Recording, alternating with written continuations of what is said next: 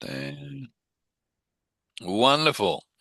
So we're going to be stuff we're looking at tonight is taken from the book Transformations by Richard Bandler and John Grinder. One of the best books on hypnosis I've ever read. Some of it uses stuff we've already looked at, um, and of it doesn't. So we're going to look at kind of aspects of trance again, and not as a kind of, well, we know it's not now. We've done enough with it that it's not something strange or weird, but as something we already do every day, and how you can utilize that. By when people kind of do things like getting lost in a book or they sit scrolling online, daydreaming, it's all trance. And so we're going to learn how we can access and utilize that a little bit ourselves today, which should, in theory, should be quite fun. So what I'm going to invite you to do, first of all, is I want you to think of, remember, the last time you were doing something. And as there's only three of us, we can speak out about it a little bit. Um, or you put it in the comments in the chat. If I open that up, then I'll be able to see it straight away. Um, last time you were doing something that you got really into, you got really engrossed in it, really locked, as Amy would say, locked into it. Yeah, everyone got something? Yeah. So I just want to invite you to think about that now, whatever that was that you were doing. And kind of think about where it was. Think about what what time of day it was.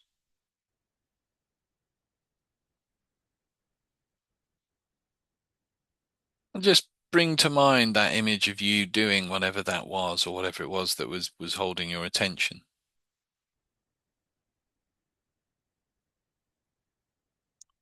And as you're thinking about that, you may want to close your eyes if that helps you kind of think about it. I just invite you to kind of just focus in on, first of all, obviously seeing what you're doing, seeing yourself now as though you're doing that again.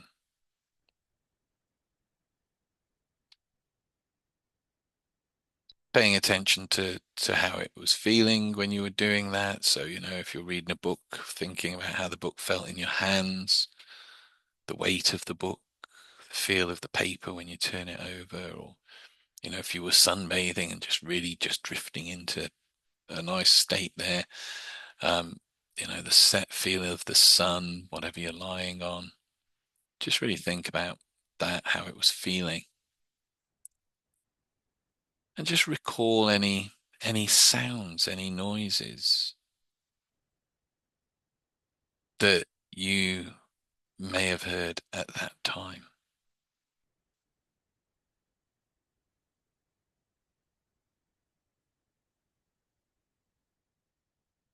And just build that memory back up. Just really be there now, seeing what you saw, hearing what you heard, just remembering and feeling what it's like now to be in that place.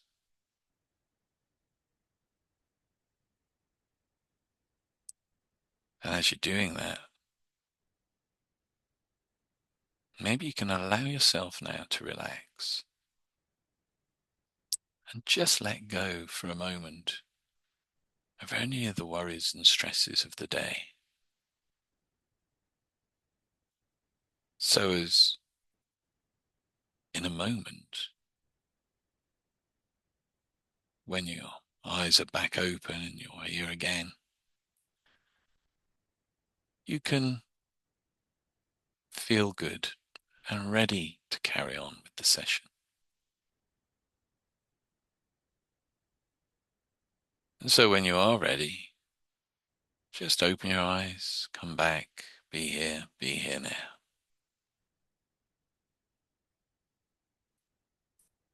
Wonderful. The moment we get involved in anything like that, we are entering trance. So we've looked at doing trance like this and closing eyes and counting people down. And we've looked at how we can use specific sets of words to help take people into trance. But actually, by getting people to focus within, to get completely absorbed in a memory, or you might go with and I think I've definitely used this in the past, where you go with the memory of a favorite holiday. So you just think of a favorite holiday you've had. Be there, see the things you're seeing, hear the things you're hearing, get a feel for that. And in doing that, well, what we're doing is we're taking people's awareness and focus from out here, and we're just directing that in, taking them inwards, so as they kind of associate with it, connect with it, bringing that memory alive. And in doing that, that person is entering into trance. And once they enter into trance, then we can do some of the things that we're going to look at today.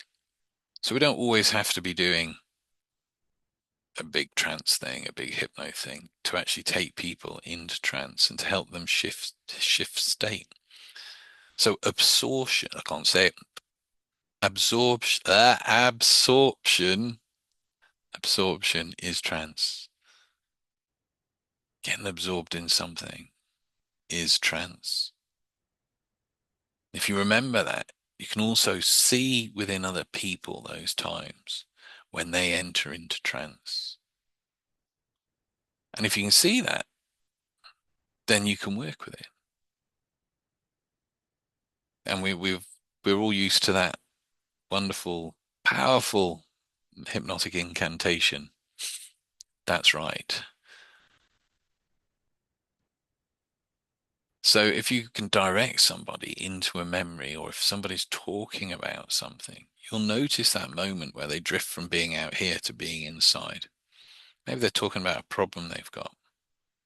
And you might see that they close their eyes as they're talking about it, and they're just stepping inside themselves and reflecting on what it is. And that's where just something like "that's right" can make a real difference and actually, take them in further. So that's right. And as you're thinking about that now, seeing it, feeling it, just relax.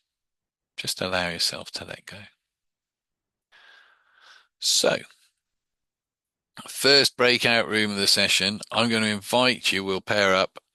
I'm not sure who will end up in the hot seat, but invite you to do basically what I've just done there. It's really simple. It doesn't get, you're basically asking somebody to either recall their day, not recall their day, recall a moment where they were fully engrossed in something. And that, if you think about it, there's so many things you can pick there. It could be a TV program, it could be a trip to the cinema, it could be that in their hobby, painting, drawing, poetry, writing, so many craft making, getting involved. There's so many different things that we get absorbed into. Some are glamorous, some are just every day, but any one of those is a gateway into trance. So we'll do the breakout rooms, and let me just pause this now, otherwise I'll forget.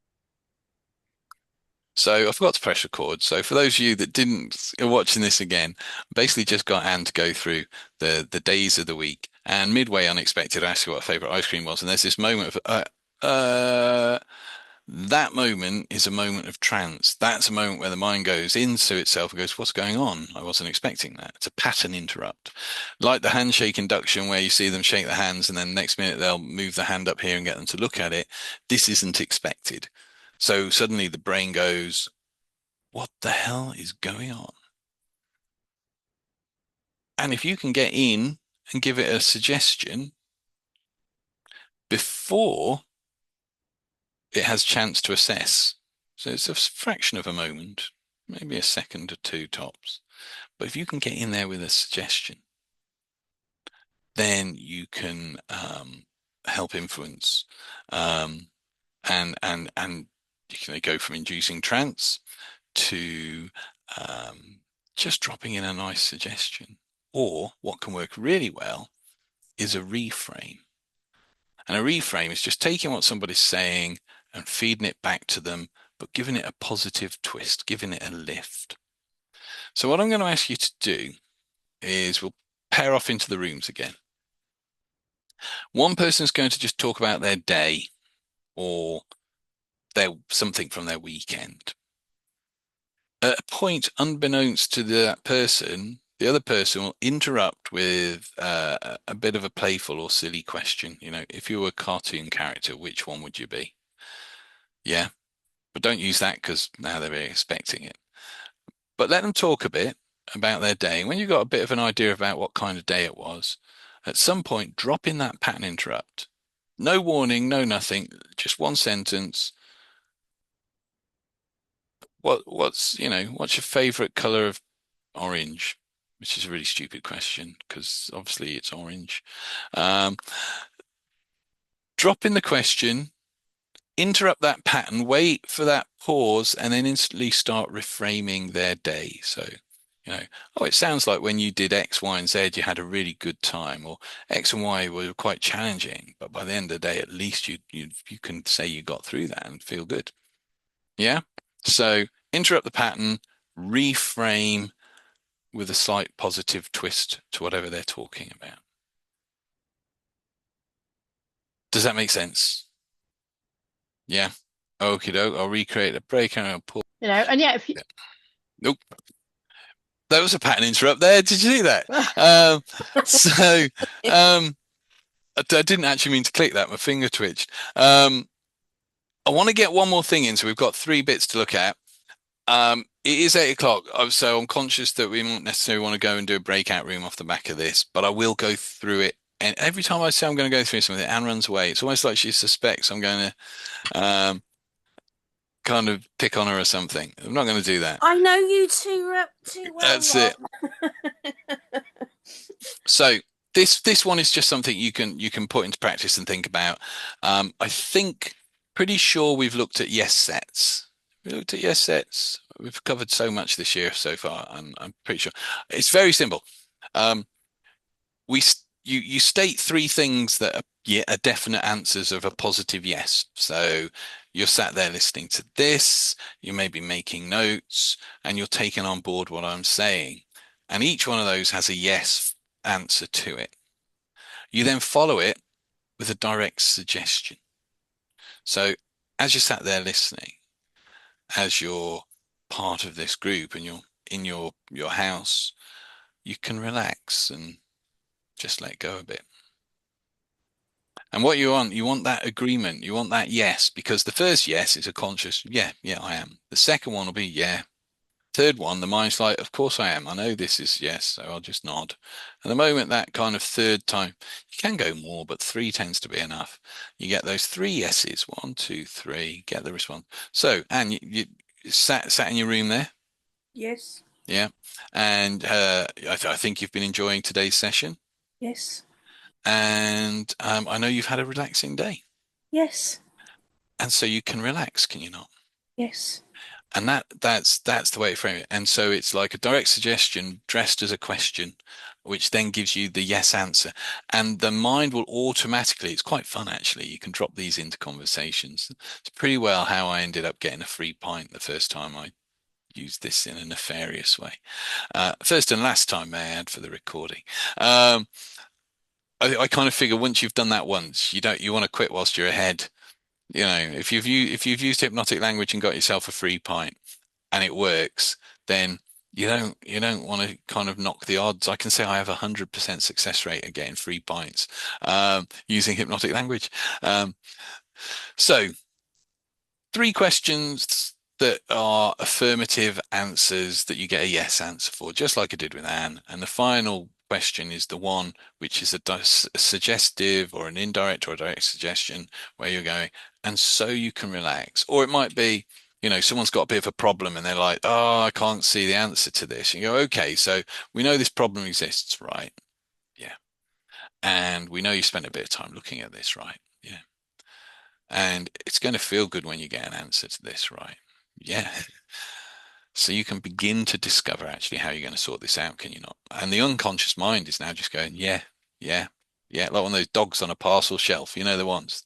Um, and that's what you're after. You're basically just getting that automatic. The first one, the second one, the third one, just people by that part, I'm just going to say yes.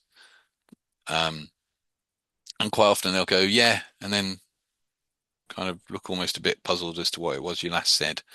Um, so that's using the yes set with a direct and well, an embedded command actually is the right term for it. So, you're listening, you're here, you're breathing. Perhaps you're already starting to feel more relaxed, or perhaps you can start finding a solution to that problem. Yeah. So rather than do breakout rooms on this one, did I press record? I did. What I'm going to do, it's a homework thing if you want to do it. It's not like I'm not tired. Unless I watch the video again, I might not even remember I asked you to do it come next week. Um, but just with pen and paper, sit down and write three to half a dozen yes set type statements, you know, think of different situations. So you sat, imagine you sat, we were talking about how it being in the pub earlier on. So you imagine you're in a pub and go, oh, you got a beer there. That's right. Yeah, yeah, yeah. And presumably one you like. Yeah, yeah, yeah.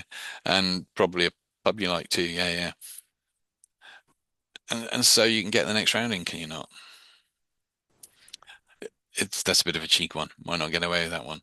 But basically, have a go at writing out some yes sets. So you've got your brain and Fee, when she was teaching horses, used yes sets a lot to get people past kind of, fears or, oh, I can't do this. Well, you know how to sit on the horse, right? Yeah. And you know how to go into a trot, right? Yeah. And you know how to count the rhythm of the horse. Yeah. So you can just find yourself doing this, can you not? And they'd be like, yeah. And then she'd send them off and they'd come back round, big smile on their faces, going, I just found myself doing it. Yeah. So write out some yes set type things and then drop in the embedded commands at the end. Just one embedded command. Just write them down for your own amusement, 5 minutes with a cup of tea or something, if you want. We never,